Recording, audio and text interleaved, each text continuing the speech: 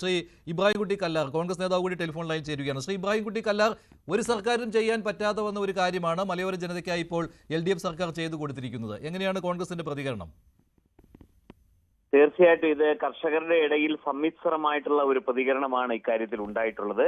കാരണം നമുക്ക് എല്ലാവർക്കും അറിയാവുന്നതുപോലെ ഭൂപതിവ് ചട്ടം ഭേദഗതി ചെയ്യണം എന്നുള്ളത് ദീർഘനാളായിട്ടുള്ള ജനങ്ങളുടെ ആവശ്യമായിരുന്നു. കാരണം പഴയ കാലത്ത് കുടിയേറ്റ കർഷകരായിട്ട് കടന്നു വന്ന ആളുകൾക്ക് അന്നത്തെ സൗകര്യങ്ങളുടെ അടിസ്ഥാനത്തിലുള്ള ഭൂപതിവ് ചട്ട കാര്യങ്ങളൊക്കെ ഉണ്ടായിരുന്നുള്ളൂ. പക്ഷെ ഇപ്പോ ഈ കാര്യത്തിലേക്ക് വന്നു കഴിഞ്ഞപ്പോൾ സ്വാഭാവികമായിട്ടും വലിയ ഒരു ഉത്കണ്ഠ ഇപ്പോൾ ഉണ്ടായിരിക്കുന്നത് ചട്ടം ഭേദഗതിയുടെ മറവിൽ ജനങ്ങളെ കൊള്ളയടിക്കാൻ സംസ്ഥാന സർക്കാർ തീരുമാനിച്ചിരിക്കുന്നു എന്നുള്ളതാണ്.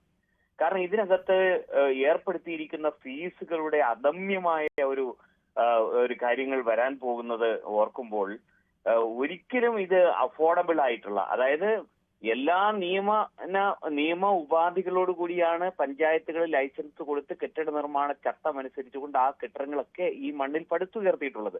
അതിൽ ദേവാലയങ്ങളുണ്ട്, അതില് ഓഫീസുകളുണ്ട്, അതില് പൊതുവായി ഉപയോഗപ്രദമായിട്ടുള്ള സ്ഥാപനങ്ങളുണ്ട്. ഇതെല്ലാം അത്തരത്തിൽ മാത്രം ഉപയോഗിച്ച് വന്ന ഒരു കാര്യത്തിന് ഇപ്പൊ ക്രമപ്പെടുത്തുന്നതിന് വലിയൊരു ഫീസ് കർഷകരായിട്ടുള്ള ആളുകൾ കോടാനക്കോടി രൂപ മുടക്കണം എന്നുള്ള നിലയിലേക്കാണ് അങ്ങനെ വരുന്നുണ്ട്. ഭീമമായ ഒരു ഫീസിലേക്ക് വരും. 3000 ചതുരശ്ര അടി വരെ ഫീസ് ഇല്ല. അതുപോലെ തന്നെ മറ്റ് പൊതുസ്ഥാപനങ്ങൾ അവയ്ക്കും ഫീസ് ഏർപ്പെടുത്തിയിട്ടില്ലല്ലോ. രാഷ്ട്രീയ പാർട്ടികളുടെ ഓഫീസുകൾക്ക് 1% അത് വേണം താനും. പൊതുസ്ഥാപനങ്ങൾ ഒഴിവിച്ച് നിർത്തിയിട്ടുണ്ട് എന്നാണ് അതിന്റെ വ്യക്തതയായിട്ടുള്ള കാര്യങ്ങൾ വരുന്നതേ ഉള്ളൂ. പക്ഷേ കർഷകരെ സംബന്ധിച്ച് ഇത് ഒരു ഇരുട്ടടി കൂടിയായി മാറിയിരിക്കുകയാണ്. അല്ല, അതിൽ നിങ്ങൾ എന്താണ് സംശയിക്കുന്നത്? എന്താണ് ഉദ്യോഗസ്ഥർ തോന്നുംപടി ചെയ്യും എന്നുള്ളതാണോ? അവർ പണപ്പിരിവ് നടത്തുന്നതാണോ? തീർച്ചയായിട്ടും നമുക്കറിയാമല്ലോ, കേരളത്തിലെ റവന്യൂ വകുപ്പ് ഉദ്യോഗസ്ഥരെ സംബന്ധിച്ച് സംസ്ഥാന ഗവൺമെന്റുകൾ ഏതൊരു ഉത്തരവ് ഇറക്കി കൊടുത്താലും ആ ഉത്തരവിന്റെ മറവിൽ പണപ്പിരിവും വലിയ അലിഗേഷനും ഉണ്ടായിക്കൊണ്ടിരിക്കുന്ന കാലഘട്ടമാണ്. പ്രത്യേകിച്ച് ഇടുക്കി ജില്ലയിലെ ജനങ്ങളെ സംബന്ധിച്ച് വലിയ ഈ കയ്യേറ്റ മാഫിയാണ് ഇതാണ് എന്നൊക്കെ പറഞ്ഞ് വലിയൊരു പ്രൊപ്പഗാൻഡ നിലവിലുള്ളപ്പോൾ ഇത് ഉദ്യോഗസ്ഥർക്ക് പണപ്പിരിവ്, ഞങ്ങള് പ്രതിപക്ഷം എന്ന നിലയിൽ ബഹുമാനായ VD സതീശൻ നിയമസഭയിൽ ഈ കാര്യത്തെ സംബന്ധിച്ച് അവതരിപ്പിച്ച് പറഞ്ഞപ്പോഴും PJ ജോസഫും മാത്യു കുഴൽനാടനും ഒക്കെ ഭേദഗതി അവതരിപ്പിച്ചുകൊണ്ട് ഈ കാര്യത്തിൽ പറഞ്ഞപ്പോഴും ഗവൺമെന്റ് ഒരു മാന്യമായി പ്രതിപക്ഷം പറഞ്ഞ ഒരു കാര്യം കൂടി കേട്ടിരുന്നെങ്കിൽ ഈ ദുർഗതി ഗവൺമെന്റിന് ഉണ്ടാവില്ലായിരുന്നു. ചട്ടം ഭേദഗതി ചെയ്തു, പക്ഷേ ഭേദഗതി ചെയ്തതിന്റെ ഒരു ഗുണവും നമുക്ക് ഉണ്ടാവുന്നില്ല എന്നുള്ള നിലയിൽ അങ്ങനെ പറയാൻ പറ്റുമോ? പൂർണ്ണമായിട്ട് പൊതുവായിട്ട് അങ്ങനെ പറയാൻ പറ്റുമോ? ഒരു ഗുണവും ഉണ്ടാകാൻ പോകുന്നില്ല എന്നൊക്കെ ശ്രീ ഇബ്രാഹിംകുട്ടി? തീർച്ചയായിട്ടും നമ്മളെ ഇവിടുത്തെ മലയോര കർഷക ജനതയുടെ പ്രയാസങ്ങൾ നമുക്കൊക്കെ വളരെ വ്യക്തമായി അറിയാം. കാരണം അതിന് ഇപ്പൊ ഈ 3000 ചതുരശ്ര അടി വിസ്തീർണം എന്ന് പറയുമ്പോൾ തന്നെ അതിന് താഴേക്ക് 10,000-കണക്കിന് ആളുകളുണ്ട്. അപ്പൊ അങ്ങനെയുള്ള ആളുകളെ കൂടെ ലക്ഷ്യമിട്ടുകൊണ്ട് ജനങ്ങൾക്ക് ഉപകാരപ്രദമായ കാര്യമായിരുന്നു സർക്കാർ ഉദ്ദേശിച്ചതെങ്കിൽ അവർക്ക് ഇത് ഭേദഗതി അവതരിപ്പിക്കുന്നത് പോലെ ഇടതുപക്ഷ മുന്നണിക്ക് രാഷ്ട്രീയപരമായിട്ടുള്ള ഗുണവും നേട്ടവും ഉണ്ടാകണമായിരുന്നെങ്കിൽ തീർച്ചയായിട്ടും ഈ ഒരു കാര്യം കൂടെ ചെയ്തിരുന്നെങ്കിൽ അതിന്റെ ഗ്രേസ് വർദ്ധിച്ചേനെ. പക്ഷേ അത് ചെയ്യാൻ കഴിഞ്ഞിട്ടില്ല. വലിയൊരു ഉദ്യോഗസ്ഥ അഴിമതിയുടെ വലിയൊരു തുടക്കമിടാൻ മാത്രമാണ് ഈ കാര്യത്തിന് കഴിഞ്ഞത്. അത് സർക്കാരിന്റെ ഒരു വലിയ പരാജയമായി ഞങ്ങൾ കാണുന്നു. ചട്ടം ഭേദഗതി സംബന്ധിച്ച് ഈ പറഞ്ഞ പോലെ മുൻകാലങ്ങളില് അതത് കാലഘട്ടങ്ങളിലെ ഭരണ നേതൃത്വങ്ങൾ അതത് സമയങ്ങളിൽ കൊണ്ടുവന്ന ഭേദഗതി നമുക്കറിയാം. ഒരു പ്രദേശത്തിന്റെ വളർച്ച അനുസരിച്ചാണ് ഈ കാര്യങ്ങൾ കൊണ്ടുവരാൻ കഴിയുന്നത്. അപ്പൊ അത് മുൻകാലങ്ങളിൽ UDF ഗവൺമെന്റുകൾ കരുണാകരൻ മുഖ്യമന്ത്രി ആയിരുന്നപ്പോഴും AK ആന്റണി മുഖ്യമന്ത്രി ആയിരുന്നപ്പോഴും ഒക്കെയാണ് വളരെ പ്രധാനമായിട്ടുള്ള ധാരാളം നടപടികൾ കേരളത്തിൽ ഉണ്ടാക്കാൻ കഴിഞ്ഞത്. ശരി, അത് ഞാൻ ഓർക്കുന്നു. അത് ശരിയാണ്. ശ്രീ സ്റ്റീഫൻ ജോർജ് അന്നൊക്കെ ഈ കേരള കോൺഗ്രസ് എമ്മിനെ തൃപ്തിപ്പെടുത്തുന്നതിന് വേണ്ടി കൊണ്ടുവന്നു എന്നൊക്കെ പറഞ്ഞ് അതിനെ എതിർത്തിരുന്നത് LDF ആണ് കേട്ടോ. റിസോർട്ട് മാഫിയയ്ക്ക് അനുകൂലമായിട്ടാണ് ഇത്തരം തീരുമാനങ്ങൾ വരുന്നത് എന്നൊക്കെ പറഞ്ഞുകൊണ്ട്. അങ്ങനെ വരികയാണെങ്കിൽ ഇതിനെയും ആ രീതിയിലും കാണേണ്ടി വരും. കർഷകർക്ക് ഉണ്ട്, പക്ഷേ അതിന്റെ മറവിൽ വൻകിടക്കാർക്കുമുണ്ട്. അതിപ്പോൾ മലയോര മേഖലയിൽ പട്ടയഭൂമിയിൽ എന്ത് കാര്യങ്ങൾ ചെയ്താലും ഈ 2 ആംഗിളും അവിടെ കടന്നു വരും. പക്ഷേ ഇവിടെ ഇബ്രാഹിംകുട്ടി കല്ലാർ പറയുന്ന ഈ പണപ്പിരിവുണ്ടാകും എന്നുള്ള കാര്യമാണ്. നിലവിൽ കെട്ടിട നിർമ്മാണ ചട്ടങ്ങൾക്കനുസരിച്ചാണ് ഈ കെട്ടിടങ്ങളൊക്കെ ഉണ്ടാക്കിയിരിക്കുന്നത്. പക്ഷേ അവിടെ ഇളവ് കിട്ടുന്നത് 3000 ചതുരശ്ര അടി വരെയുള്ള കെട്ടിടങ്ങൾക്ക് മാത്രമാണ്. ബാക്കിയുള്ളവയ്ക്ക് ക്രമപ്പെടുത്തുന്നതിന് ഫീസുണ്ട്. Shri Stephen George. അല്ല, ഞാനൊരു കാര്യം നമ്മൾ തമ്മിൽ ചോദിച്ചോട്ടെ. സർക്കാരിന് മുന്നോട്ട് പോകണ്ടേ? 3000 സ്ക്വയർ ഫീറ്റ് വരെയും പൊതുസ്ഥാപനങ്ങൾക്ക് ഇളവ് കൊടുത്തു എന്ന് പറയുന്നൊരു ചെറിയ കാര്യമാണോ? ഒരു കാരണവശാലും ചെറിയ കാര്യമല്ല. അതിന്റെ മേലിലുള്ളവർ അല്പം സാമ്പത്തികം ഉള്ളവരല്ലേ. അവരിൽ നിന്നൊരു ഫീസ് ഈടാക്കുന്നതിനകത്ത് വലിയ അപാകത പറയാൻ കഴിയുമോ? അവർക്ക് ബുദ്ധിമുട്ടില്ലാത്തൊരു ഫീസ് സർക്കാർ ഈടാക്കണ്ടേ? ഇപ്പൊ നമ്മളിപ്പോ എല്ലാവരും കരം കൊടുക്കുന്നവരല്ലേ, കരം കൊടുക്കണ്ടേ?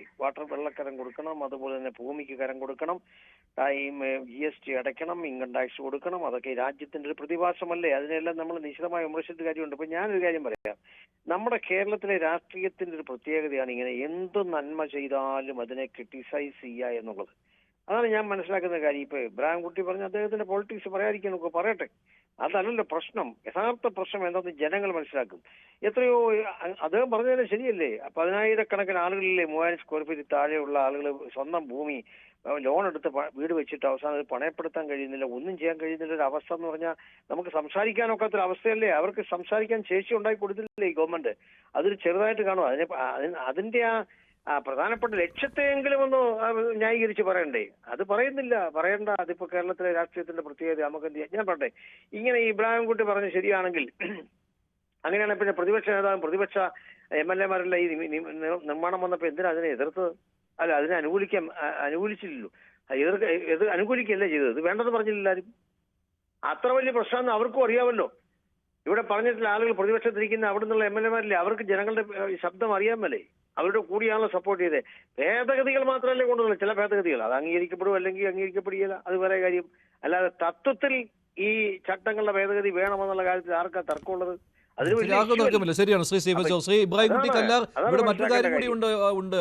കേരള കോൺഗ്രസ് എമ്മിനെ UDF-ലേക്ക് കൊണ്ടുവരുവാനുള്ള തീവ്ര ശ്രമം നടക്കുന്ന ഒരു സമയമാണ്. ഇനി പ്രതീക്ഷിക്കേണ്ട ശ്രീ ഇബ്രാഹിം കുട്ടി കല്ലാർ? എന്റെ പ്രിയപ്പെട്ട സ്നേഹിതൻ സ്റ്റീഫൻ ജോർജ് പറഞ്ഞത് ഞാൻ കേൾക്കുകയായിരുന്നു. സത്യത്തിൽ കേരള കോൺഗ്രസ് ഈ കാര്യത്തിനകത്ത് ഒരു കുറച്ചുകൂടി ശക്തമായിട്ടുള്ള നിലപാട് സ്വീകരിച്ച് സർക്കാരിനെ തിരുത്തായിരുന്നു. നമ്മൾ ഒരു വിഷയം ചെയ്താൽ അത് ഗവൺമെന്റിനോ അല്ലെങ്കിൽ ആ മുന്നണിക്കോ ഗുണപ്രദമാകണമെന്നാണല്ലോ അവർ ആഗ്രഹിക്കുന്നത്. അങ്ങനെയെങ്കിൽ കർഷകരുടെ പ്രയാസങ്ങൾ പരിഹരിക്കാൻ തീർച്ചയായിട്ടും ഹലോ കേൾക്കാം ശ്രീ ഇബ്രാഹിം കുട്ടി കല്ലാർ, പറഞ്ഞോളൂ. കർഷകരുടെ പ്രശ്നങ്ങൾ പരിഹരിക്കാൻ ഇപ്പൊ എന്താ സംഭവിച്ചിരിക്കുന്നത്? പട്ടയഭൂമി കാർഷികേതര ആവശ്യങ്ങൾക്ക് ഉപയോഗിച്ചിട്ടുണ്ടെങ്കിൽ ചട്ടവിരുദ്ധമാണെന്ന് വ്യക്തമാക്കി അത്തരം ഭൂമി പട്ടയം റദ്ദ് ചെയ്ത് ഏറ്റെടുക്കാൻ ഉത്തരവിട്ടത് 2019 ഇടത് സർക്കാരാണ്. യഥാർത്ഥത്തിൽ ആ നിർമ്മാണ നിരോധനം ഇപ്പോഴും നിലനിൽക്കുകയാണ്. ഇപ്പൊ നമ്മുടെ ഭൂപതിവ് ചട്ട ഭേദഗതി വന്നുവെങ്കിലും നിർമ്മാണ നിരോധന നടപടികൾ അതേപടി നിൽക്കുകയാണ്. ഇടത് സർക്കാരിന്റെ ഒരു കൊടും ചതിയായിട്ടാണ് ഇടുക്കിയിലെ മലയോര കർഷകർ ഇതിനെ കാണുന്നത്.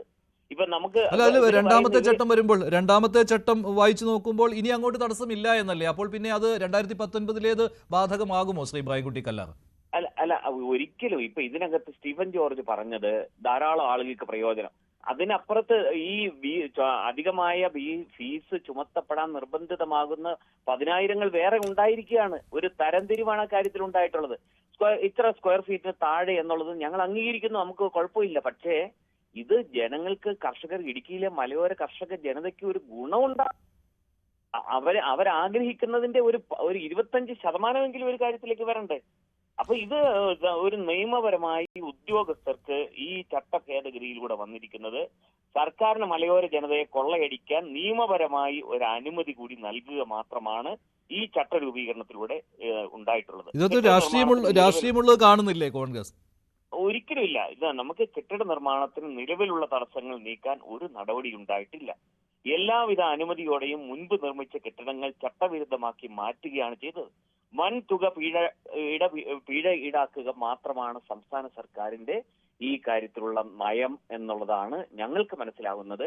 ഇടുക്കിയിലെ കർഷക ജനത മുഴുവൻ ആ കാര്യത്തിൽ കേരള കോൺഗ്രസ് എമ്മിനെ ഉൾപ്പെടെ പഴിക്കുന്ന ഒരു നിലയിലേക്ക്. അങ്ങനെയാണെങ്കിൽ അത് കാർഷിക സംഘടനകളുടെ പ്രതികരണം കൂടി അക്കൂട്ടത്തിൽ തേടേണ്ടതുണ്ട്. പക്ഷെ അവരാരും അങ്ങനെ ഒരു പ്രതിഷേധത്തിന്റെ രീതിയിലേക്ക് വന്നിട്ടില്ല, അങ്ങനെ ഒരു വിമർശനം വന്നിട്ടില്ല. അതിജീവന പോരാട്ടം കോടതിയിൽ ഇത് നിയമ പോരാട്ടം നടത്തുന്ന അതിജീവന പോരാട്ട വേദിയും അതേപോലെ തന്നെ മുമ്പ് ഇടതുപക്ഷത്തെ സഹായിച്ചുകൊണ്ടിരുന്ന ഹൈറേഞ്ച് സംരക്ഷണ സമിതി ഉൾപ്പെടെയുള്ള ഇടുക്കിയിലെ മുഴുവൻ കർഷക സംഘടനകളും ഇന്നലെ അതിശക്തമായി അവരുടെ അഭിപ്രായങ്ങൾ പറഞ്ഞിരിക്കുകയാണ്. ഇന്നത്തെ പ്രാദേശികമായ വാർത്തകളിലാണ് അത് വന്നിട്ടുള്ളത് നിർഭാഗ്യവശാൽ.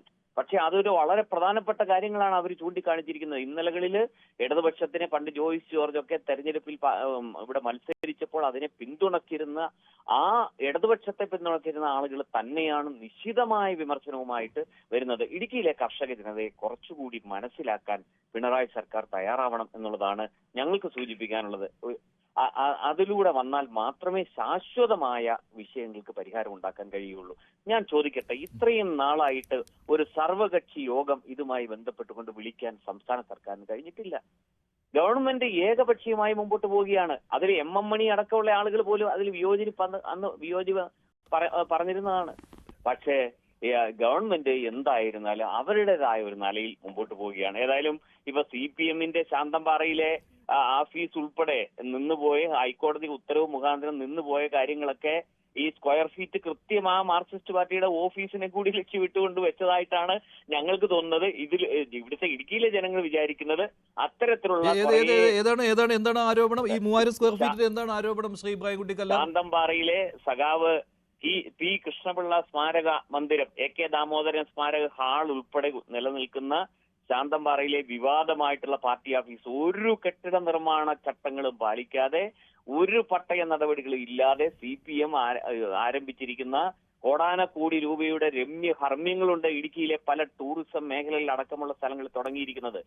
അതൊന്ന് ക്രമപ്പെടുത്തി എടുക്കാനുള്ള ഒരു ജാഗരൂകത മാത്രമാണ് ഈ ചട്ടം ഭേദഗതിയിലൂടെ നമുക്ക് കാണാൻ കഴിയുന്നത്. ശ്രീ ഇബ്രാഹിംകുട്ടി കല്ലാർ, നന്ദി. ശ്രീ സ്റ്റീഫൻ ജോർജ്, എന്തായാലും അങ്ങോട്ടും ഇങ്ങോട്ടുമുള്ള ആരോപണങ്ങൾ തുടരുമെന്ന കാര്യത്തിൽ സംശയമില്ല. പക്ഷേ ഇത് വലിയ നേട്ടമായിട്ട് തന്നെയാണ് കേരള കോൺഗ്രസ് എം കാണുന്നത്. ജി ശ്രീത്ത് ചേരുകയാണ്. ശ്രീത്ത്, ഈ അനധികൃത നിർമ്മാണങ്ങൾ സാധൂകരിച്ച് നൽകും എന്നുള്ള ഒരു ആരോപണം അതിന്റെ മറുവശത്ത് കൂടിയുണ്ട്. പക്ഷേ എന്തൊക്കെ പറഞ്ഞാലും ഈ വോട്ട് ബാങ്ക് രാഷ്ട്രീയം അത് ഫലപ്രദമായി നടപ്പാക്കുവാൻ കഴിയുമല്ലോ LDF-ന് ഈ ഒരു തീരുമാനത്തിലൂടെ. പക്ഷേ കർഷക സംഘടനകൾ ഭിന്നമായിട്ട് ഇക്കാര്യത്തിൽ പ്രതികരിക്കുമെന്നാണ് ഇബ്രാഹിംകുട്ടി കല്ലാർ പറയുന്നത്. അങ്ങനെ ഒരു ആശങ്ക ഉണ്ടോ? ഈ ഭൂപതിവ് ചട്ട ഭേദഗതി വരുമ്പോഴും ഈ പറയുന്ന രീതിയിലുള്ള വ്യാപകമായ പണപ്പിരിവ് റവന്യൂ ഉദ്യോഗസ്ഥരുടെ ഭാഗത്തു നിന്ന് ഉണ്ടാകും. നേരത്തെ എല്ലാ ചട്ടങ്ങളും പാലിച്ചുകൊണ്ട് നിർമ്മിച്ച കെട്ടിടങ്ങൾക്ക് പോലും വലിയ പിഴ നൽകേണ്ടി വരും ക്രമപ്പെടുത്തി കിട്ടാൻ. ഇങ്ങനെയുള്ള കാര്യങ്ങളൊക്കെ അതുപോലെ തന്നെ പതിവ് കാര്യമുണ്ടല്ലോ പരിസ്ഥിതി പ്രവർത്തകർ പറയുന്നത്,